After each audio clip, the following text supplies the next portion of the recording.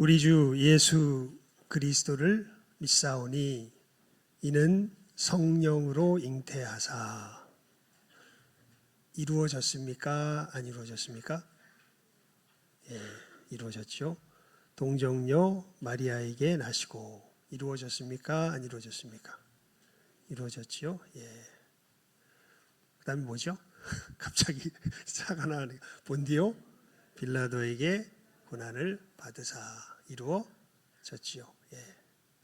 십자가에 죽으시고 이루어졌지요.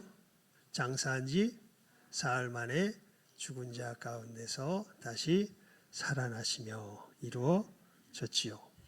전능하신 하나님 우편에 앉아 하늘에 오르사 전능하신 하나님 우편에 앉아 계시다가 여기까지 다 어떻게 됐습니까? 이루어졌지요. 그 다음에 어떻게 됩니까? 저리로서 산자와 죽은 자를 심판하러 오시리라. 이루어졌습니까? 아직 이 일은 이루어지지 않았지요.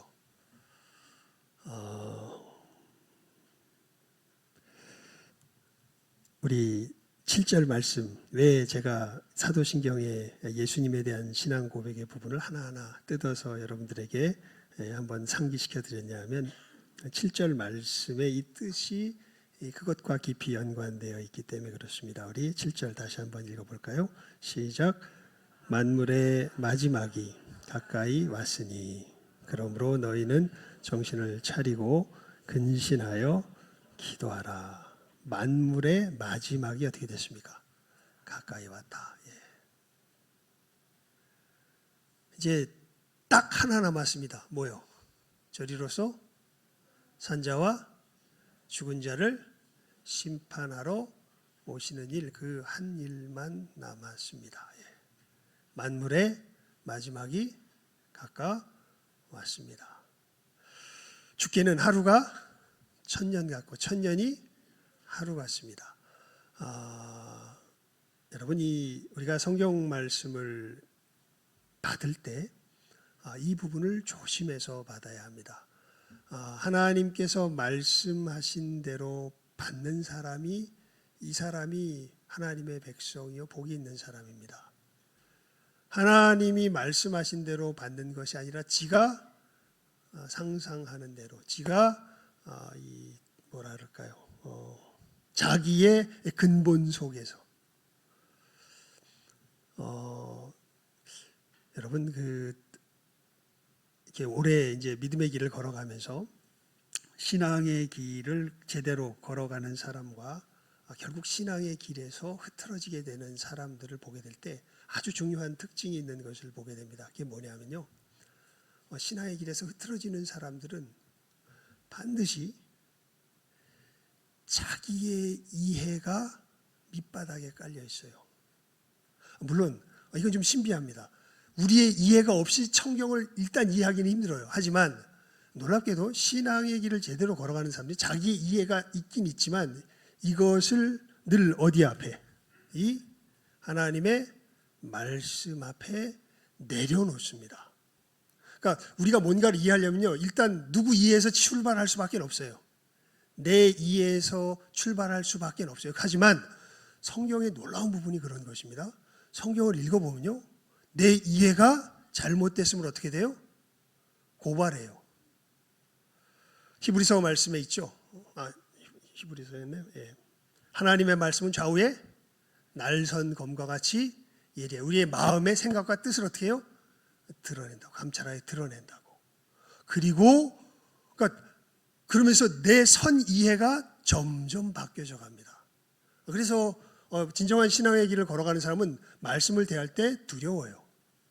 왜냐하면 내가 철석같이 이렇게 생각했던 것이 말씀을 읽다 보면 그게 아닌 거예요. 그리고 그게 맞는 거예요. 그 앞에 무릎을 꿇는 거예요. 하지만 진정한 신앙의 길에서 벗어나게 사는 사람들은요, 결국 자기가 바라고 자기가 듣고 싶은 얘기를 여기서 찾아요. 그래서 결국 자기가 듣고 싶은 대로 성경을 왜곡시켜 갑니다. 아무리 뭐랄까 그럴듯하게 바라본다 그래도 결국 여기서 가장 중대한 갈림길이 갈라지는 것을 보게 됩니다. 진짜 믿음의 사람들은요. 그래서 말씀 앞에 어떻게 돼요? 두렵고 떨어요. 예. 진짜로 두려워하며 떨어요. 마치 좋은 물건 품평하듯이 이것이 진짜인지 가짜인지를 내가 한번 분별하여 보리라. 그러니까 진짜군. 아니지. 그러니까 아니지. 여러분 이렇게 되는 순간 이 사람의 진짜와 가짜에 기준하는 힘과 권세와 권위는 누구에게 있습니까?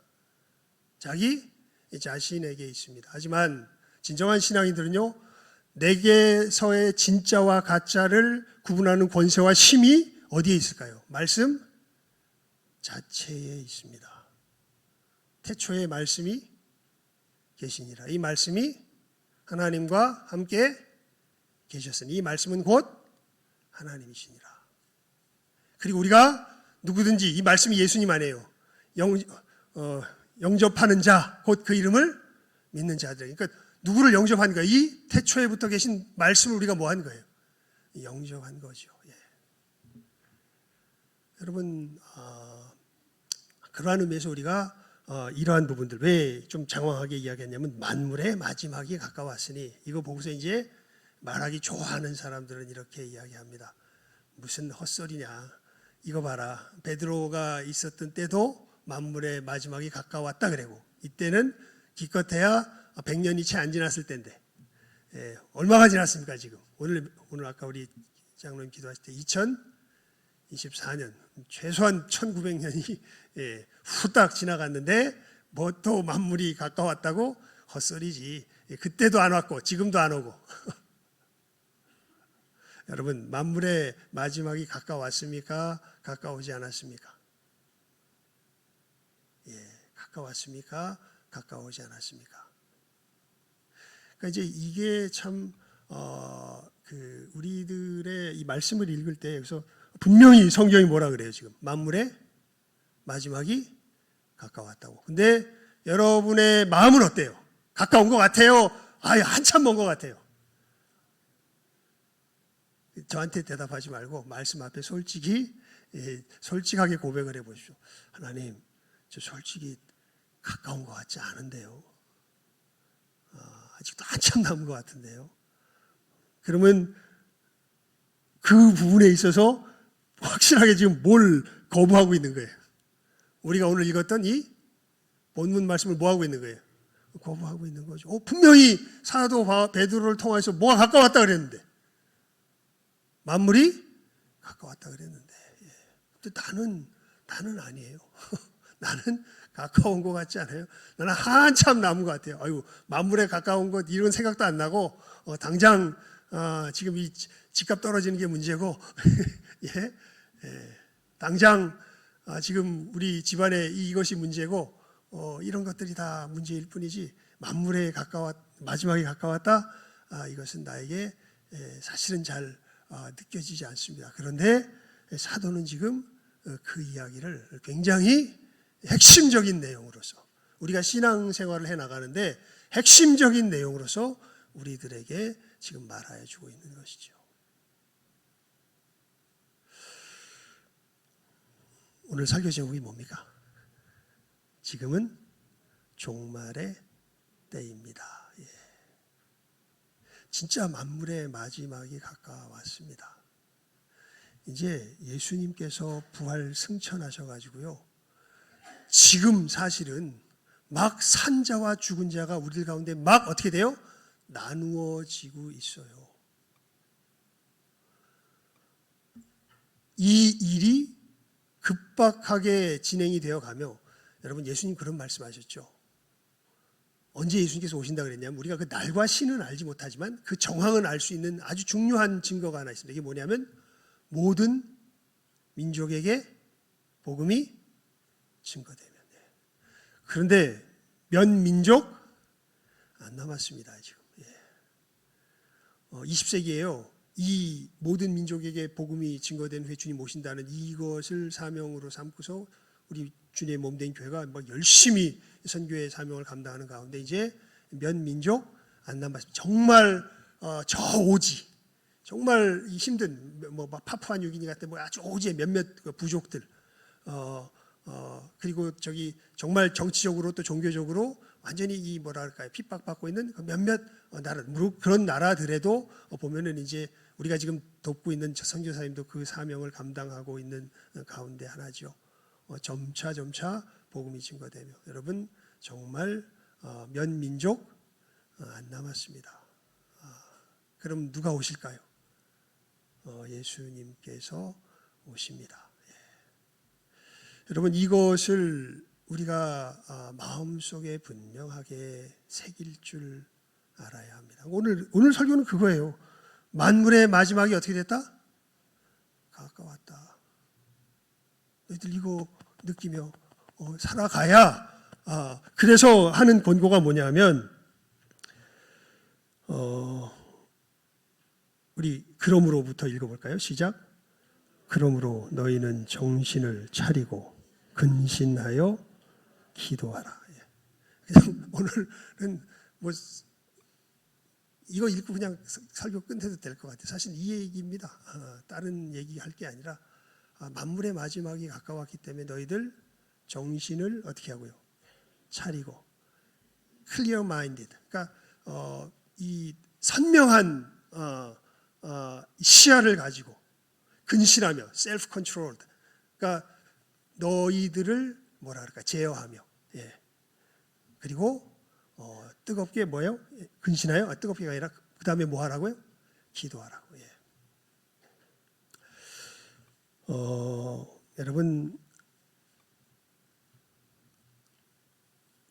제가 올 성구 영신 예배 때 자주 하는 그 예를 들면서 여러분들에게 권고드렸죠. 우리의 걸어가는 걸음이 흔들리지 않으려면 뭐가 분명해야 된다. 바라보는 푯대가 분명해야 된다. 예.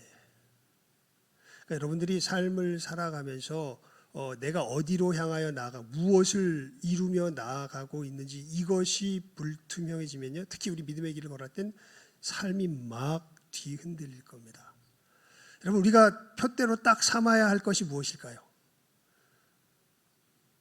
나의 놀라운 꿈, 정령, 남이 끼는 장차 큰 은혜 받을 표니 나의 놀라운 꿈 정령 이루어져 뭡니까?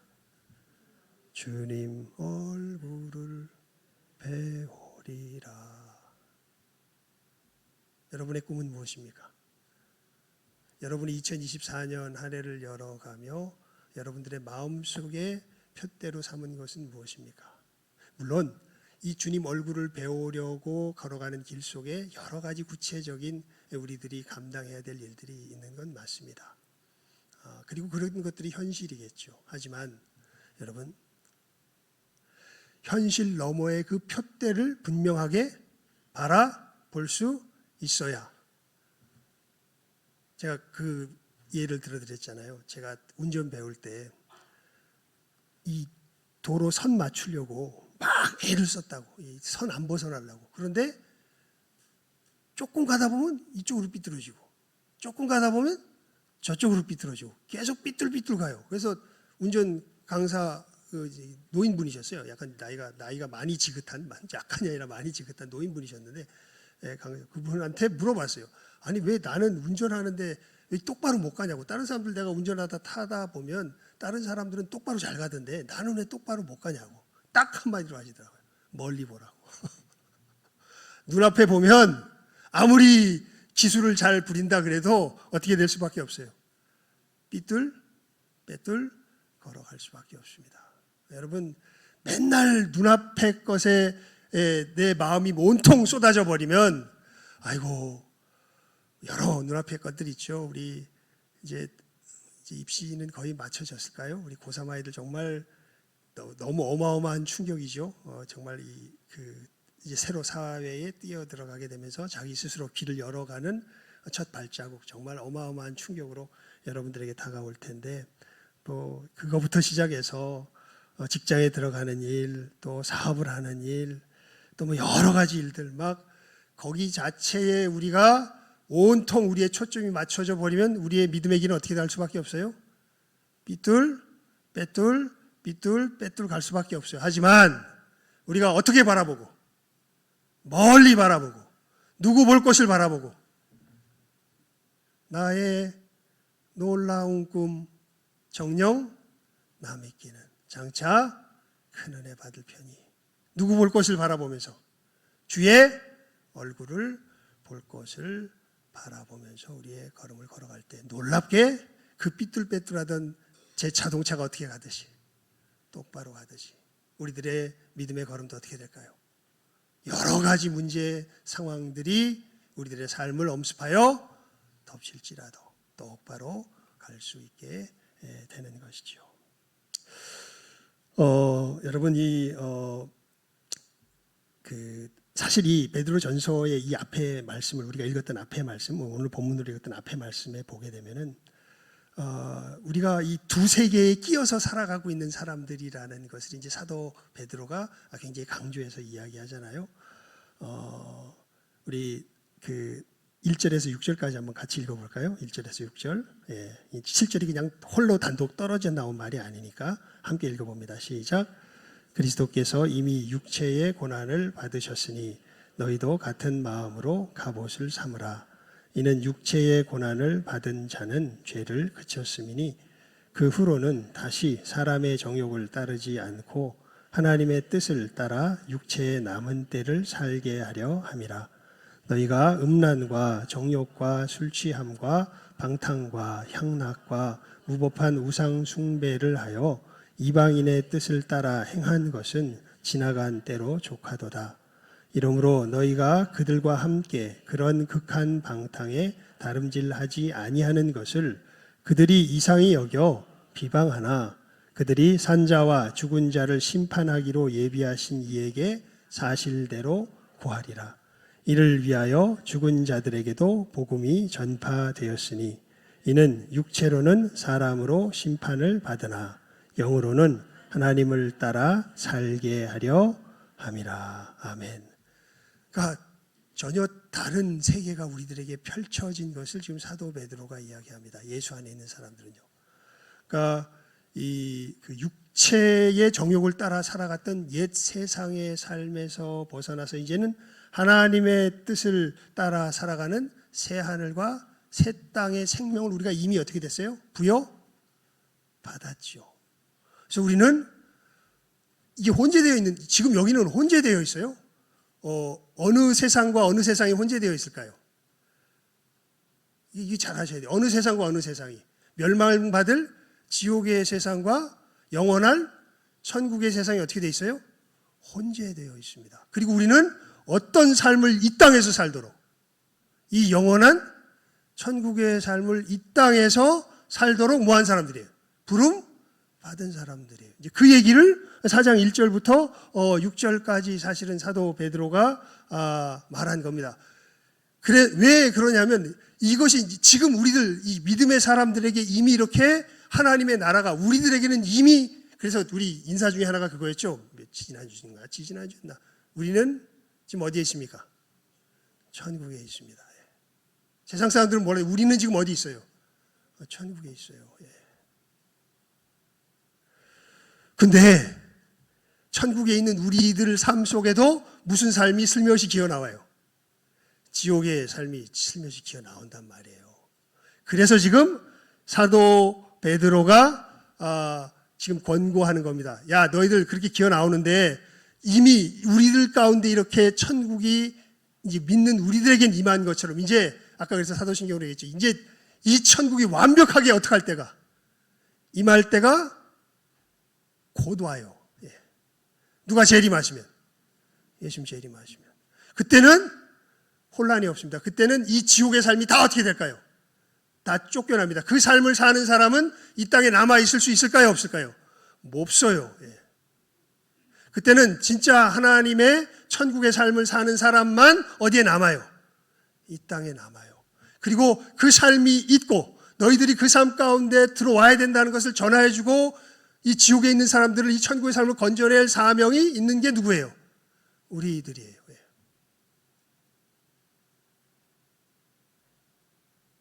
이렇게 만물의 마지막이 점점 어떻게 하고 있어요? 가까워 오고 있단 말이에요. 그럼 너희들 그러니까 이때 어떻게 살아야 될까? 거기에 대한 아주 핵심적이고 간단한 권고가 오늘 말씀입니다. 그러므로 너희는 뭐를 차리고? 첫째, 정신을 차리고. 왜 이야기를 하냐 하면 그냥 이게 성경 한 군데만 봅시다. 누가복음 21장 34절입니다. 누가복음 21장 34절입니다. 누가복음 21장 34절.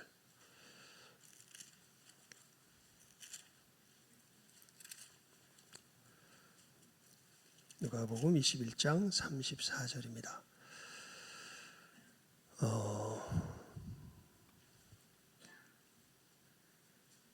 함께 읽어봅니다. 누가복음 21장 34절. 시작. 너희는 스스로 조심하라. 그렇지 않으면 방탕함과 술 취함과 생활의 염려로 마음이 둔하여지고 뜻밖의 그날이 덫과 같이 너희에게 임하리라. 아멘. 너희들은 스스로 뭐해라? 조심해라. 예수님께서 직접 하신 말씀이에요. 왜냐하면 그렇게 조심하지 않으면 어느 틈엔가 우리가 예수를 우리가 경험해 봐서 알아요. 내가 예수님을 믿어도요, 예수님의 십자가 은혜를 믿어도 내가 세상에 꼭 뭐 크리스찬이 그렇게 꼭 까다롭게 살아야 돼?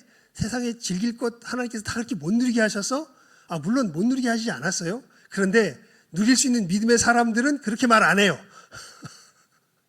제가 확인한 바로 이러면 진짜 그것을 제대로 누린 사람이 이딴 식으로 말 안 해요. 예. 사실은 그것이 더 나에게 즐거움이 되니까, 하나님을 섬기는 것보다 나에게 더 즐거움이 되니까 그렇게. 여러분, 제가요 장기 프로그램이, 이게 앱이 있어요. 카카오 장기 프로그램이 있어요. 제가 장기를 좀 들 줄 압니다. 장기 프로그램을 깔았다 지웠다 해요. 왜 그런지 아세요? 깔아놓고 하다 보면 어떻게 될까요? 정신을 못 차려요. 제가 약한 게 노는 거거든요. 정신을 못 차려. 그러면 막 경종이 와요. 와, 이러면 안 되겠다. 그럼 뭐 해요 또? 지워. 또 지워서 또 잘하면 그러면 그냥 뭐랄까. 그때 또 알 때가 와요. 그래 뭐 하나님께서 이 정도는 지금은 허락하신 것 같은데 하다 보면 또 어떻게 돼요? 확 또 그거 가버려요. 그럼 또 어떻게 할까요? 확 지워요 또. 하나님 저희 못 견디겠습니다. 다 지워요. 그래서 이게 참 하나님 저 아시죠? 이러면서 이제 하나님 앞에 정말 이게 정신이 그런 점에 있어서 까딱 잘못하면 어떻게 해요? 오락가락해요 제가. 여러분 어떻습니까? 여러분도 그런 영역들이 있죠. 그러니까 이게 정신이 스스로 조심하지 않으면요, 휙하고 어디로 가버려요. 우리 정신이. 지옥으로 가버려요. 이 세상 가치로 휙한. 저 예수 믿어요. 여러분, 저 예수 믿어요. 근데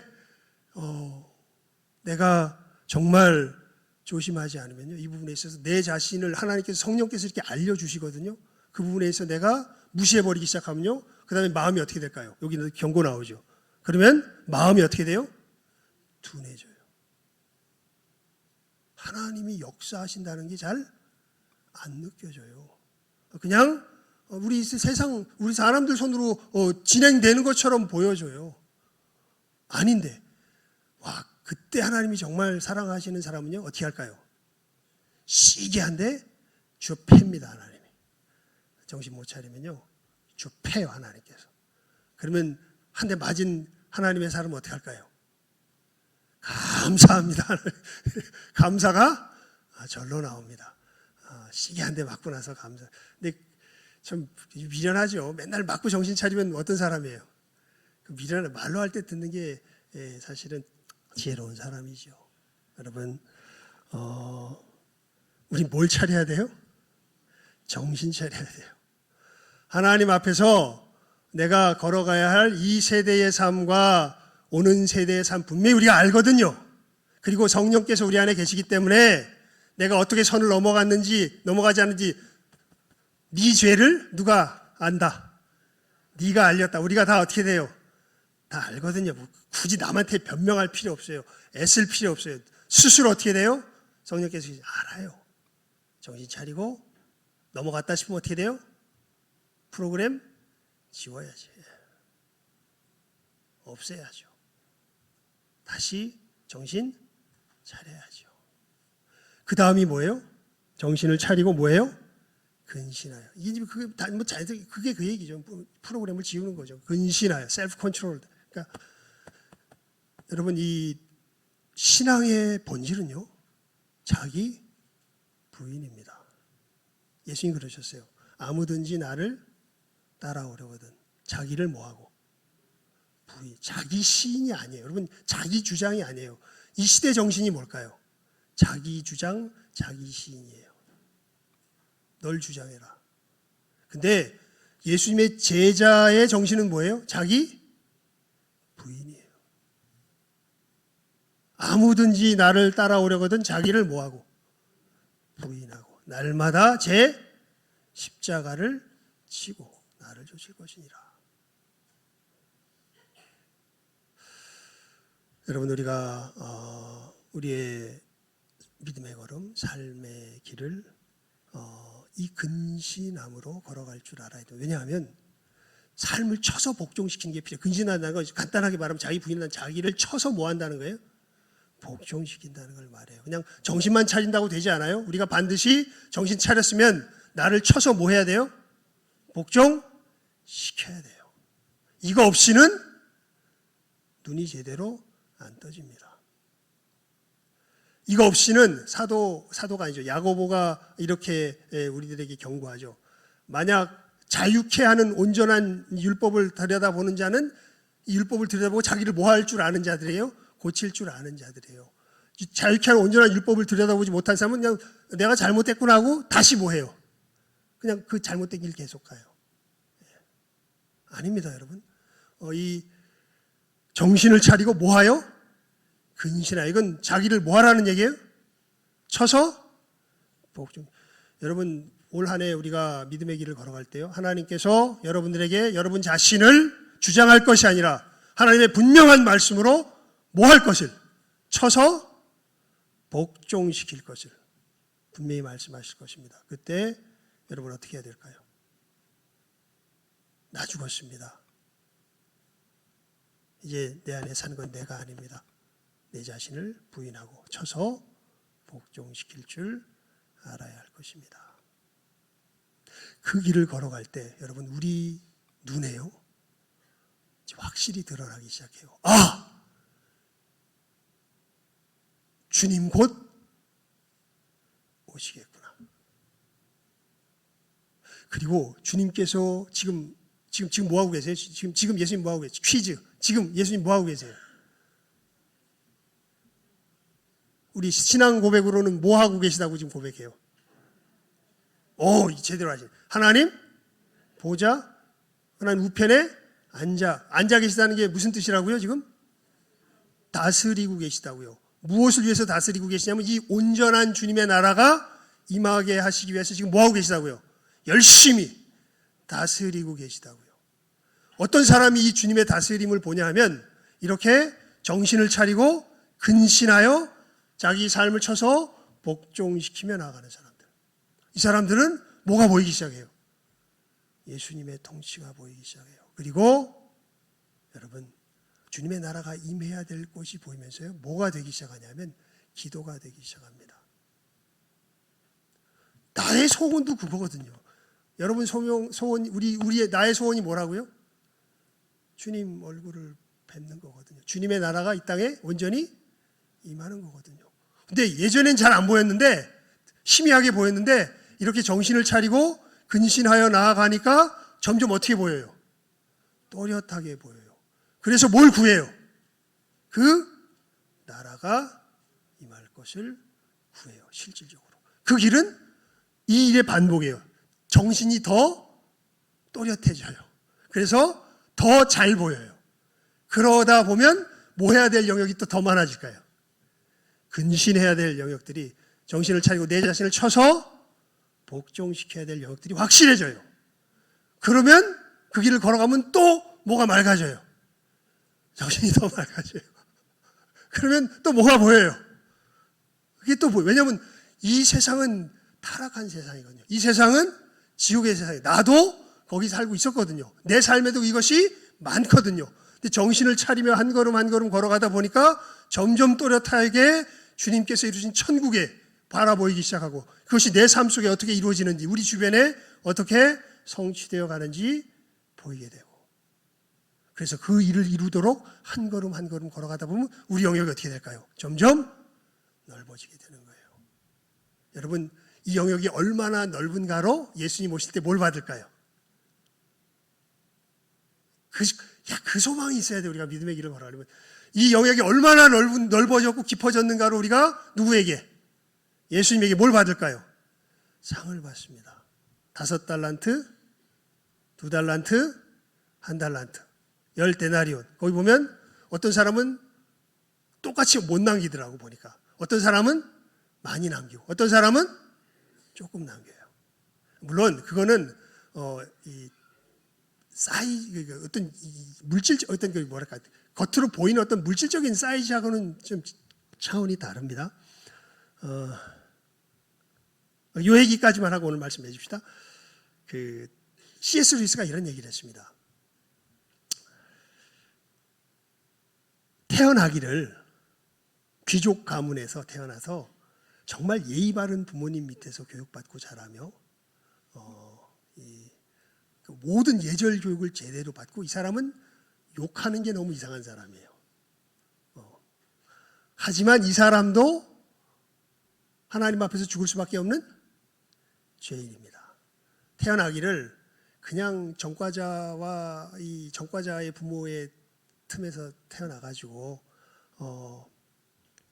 이 정말 문장에 욕이 안 들어가면 문장이 구성이 안 되는 늘 그러한 말 속에서 살아가다가 그렇게 살아간 사람도 하나님 앞에서 죽을 수밖에 없는 죄인입니다. 근데 이 둘 다 사실은 이제 예수님 은혜 가운데 구원을 받았다 칩시다. 그러면 여러분, 이 좋은 가문에서 태어난 사람이 친절한 말 한마디 하는 것과 이 정말 극악한 환경에서 태어난 사람이 정말 내가 듣기엔 욕이었는데 나중에 알고 보니까 뭔가 친절한 것을 표현하려고 했던 것 같아. 나중에 생각해 보니까 이 말을 한 것과 어떤 게 주님 앞에서 더 상 받을까요? 근데 이럴 수 있어요. 사실 이 귀족 가문에서 자란 사람은요, 저 사람에게 친절을 베풀려고 한 게 아니라 그냥 습관적으로, 어떻게 보면 더 밑바닥에는 친절을 가장한 사기도 있을 수 있어요. 하지만 이 사람은 내가 듣기에는 욕처럼 들렸는데 나중에 알고 보니까 그 사람 마음속에서 정말 친절을 표현하기 위해서 했던 그거. 여러분, 하나님은 어디가 아니라 어디를 보시는 분이세요? 외모가 아니라 중심을 보시는 분이세요. 몰라요, 우리가 이 부인의, 자기 부인의 영역은 각자마다 다 다릅니다. 함부로 평가할 순, 하지만 누구는 아세요? 하나님은 아세요. 그러면서 이것도 분명하겠죠. 이렇게 정신을 차리고 근신하는 사람은 점점 누구의 모습이? 예수님의 모습이 그 가운데 찬란하게 빛나기 시작할 것이고, 근신하지 못하고 정신을 차리지 못하고 근신하지 못하는 삶이 계속되면 자기도 모르는 사이에 어떻게 돼요? 마귀의 모양으로 마음이 둔하여지고, 이러한 모습들로 우리들의 삶의 모습이 나타나게 되겠죠. 이 분명한 분기점을 여러분 반드시 오늘 말씀 속에서 마음속에 새기시고, 또 우리의 믿음의 걸음, 너무 단순하잖아요, 그죠? 외울 수도 있겠다, 그죠? 무엇을 차리고? 정신을 차리고 뭐하여? 이 짝으로 가야 됩니다. 정신 차린 데서 끝나면 안 돼요. 반드시 뭐 해야 돼요? 근신해야 돼요. 자기를 쳐서 뭐 해야 돼요? 복종시켜야 돼요. 이 믿음의 걸음 가운데 승리하며 나아가시는 이 시간 함께하는 우리 모든 귀한 영혼들, 이렇게 종말의 때를 복되게 걸어갈 수 있는 이 시간 함께하는 모든 귀한 영혼들 다 될 수 있기를 주님의 이름으로 축원을 드립니다. 기도하겠습니다. 하나님 아버지, 감사합니다. 저희들 지금 종말의 때를 살아가고 있습니다. 이제 주님 재림하시는 일만 남았습니다. 하나님, 이 종말의 때에 이미 임한 천국, 참으로 저희들 참으로 이 천국 속에서, 하지만 아직도 우리들 가운데 여전히 내 마음에도 존재하며 내 주변에도 참으로 나를 엄습하는 이 멸망의 환경 속에서 우리가 어떻게 살아가야 할 것인가. 하나님, 오늘 사도 베드로를 통하여 주시는 분명한 경고를 우리의 마음에 새기게 하여 주시옵소서. 저희들 정신을 차리게 하여 주시옵소서. 어느 틈엔가 우리를 엄습하는 이 세상의 정욕들, 저희들 정신을 차리고 물리치게 하시며, 하나님께서 깨달아 알게 하실 때 우리 반드시 근신하며 우리가 쳐서 복종시켜야 될 영역들이 있는 것 알게 하시고, 참으로 이 걸음 바르게 걸어가는 가운데 이 땅 위에서 천국의 역사를 참으로 누리며 또 나누며 전하며 나아갈 줄 아는 이 시간 함께하는 우리 모든 귀한 영혼들 다 되게 하여 주시기를 간절히 바라옵고 소원하옵고 축복하오며 모든 것 예수님의 이름으로 기도드리옵나이다. 아멘. 우리 오늘 우리 아까 말씀드렸던 것처럼 오늘 봉헌 시간에는 우리 여전도의 합창단이 나와서 하나님 앞에 찬양 드릴 때에 우리 봉헌하도록 하겠습니다. 먼저 나와 주십시오. 우리 찬송하는 시간에 찬양하는 겁니다. 그러니까 그때 우리 헌금위원들은 봉헌을 받으시면 되겠습니다.